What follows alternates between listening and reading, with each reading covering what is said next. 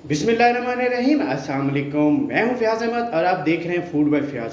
आज मैं मज़े की रेसिपी बनाने जा रहा हूं जिसका नाम है फिंगर फिश न्यू स्टाइल में। तो चलिए शुरू करते हैं। यहाँ पे मैंने फ़िश लिया है, ये बोनलेस फ़िश है, इसके अंदर कांटे नहीं होते। सबसे पहले हम इसको काट लेंगे, छोटे छोटे पीसों में हमने काटना है, फिंगर के साइज से ही कटाई करेंगे इसकी। मछली को मैंने पीसों में काट लिया है। अब हम चलते हैं हमारे अगले स्टेप की तरफ। यहाँ पे मैंने एक बाउल लिया है। अब हमने जो फिश पीसों में काट के रखी है वो इसके अंदर शामिल कर देंगे। फिश को अच्छे से बाउल में डालने के बाद यहाँ पे मैंने लिया है सॉल्ट, नमक, वो इसके अंदर थोड़ा सा शामिल कर देंगे। आप उसमें जगह कम या ज़्यादा कर सकते हैं। यहाँ पे मैंने लिया है रेड चिली पाउडर, वो भी इसके अंदर शामिल कर देंगे। यहाँ पे मैंने लिया है कॉर्नफ्लोर भी इसके अंदर शामिल कर देंगे।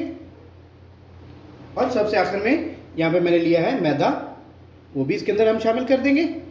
और एक अदद मैंने अंडा लिया है, एक अदद अंडा तोड़ के हम इसके अंदर डाल देंगे। फिश को मैंने अच्छी से मैरिनेट कर लिया है। अब यहाँ पे सबसे आखिर में मैंने लिया है चाट मसाला, ये इसके ऊपर डाल देंगे। ये ऑप्शनल है, आप चाहे तो डाल लें, चाहे तो ना डालें, लेकिन अगर आप डालेंगे तो इसका जायका जो है कमाल आएगा। चाट मसाला डालने के बाद इसको हमने हिलाना नहीं है, एज इट इज़ ऐसे पड़ी रहे। इसे हमने 15 मिनट के लिए छोड़ देना है। 15 मिनट हमारे हो चुके हैं पूरे। अब यहाँ पे मैंने ब्रेड क्रम्स लिए हैं।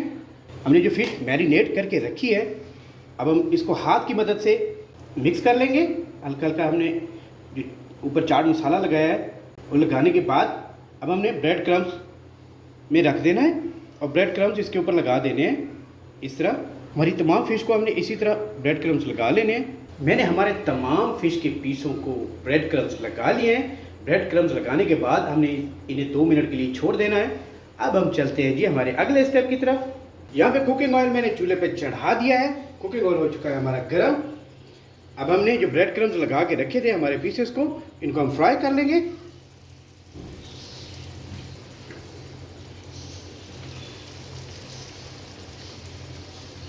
दो से 3 मिनट हमने एक साइड फ्राई करनी है। नीचे हमारा फ्लेम मीडियम होना चाहिए, ज़्यादा हाई नहीं होना चाहिए वरना ये जल जाएंगे। अब हम साइड चेंज कर लेते हैं इसकी। फिश हमारी अच्छे से तैयार हो चुकी है, पक चुकी है। अब हम हमारे तमाम पीसों को प्लेट में निकाल लेंगे। ये देखिए माशाल्लाह बहुत प्यारी बनी है। मैं निकाल के डिश आउट करके आपको दिखाता हूँ। अल्हम्दुलिल्लाह जी, आज की हमारी रेसिपी क्रिस्पी फिंगर फिश की हो चुकी है तैयार। बहुत कमाल बनी है, जायकेदार बनी है, ऊपर से क्रिस्पी और अंदर से सॉफ्ट बनी है। आप इसे घर पे ज़रूर ट्राई कीजिएगा, बनाना बहुत ही आसान है।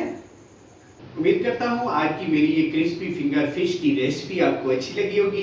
इस तरह की मज़ीद रेसिपीज़ के लिए आप मेरा चैनल सब्सक्राइब करें। अपनी ढेर सारी मोहब्बतों में, दुआओं में अपने भाई को याद रखिएगा।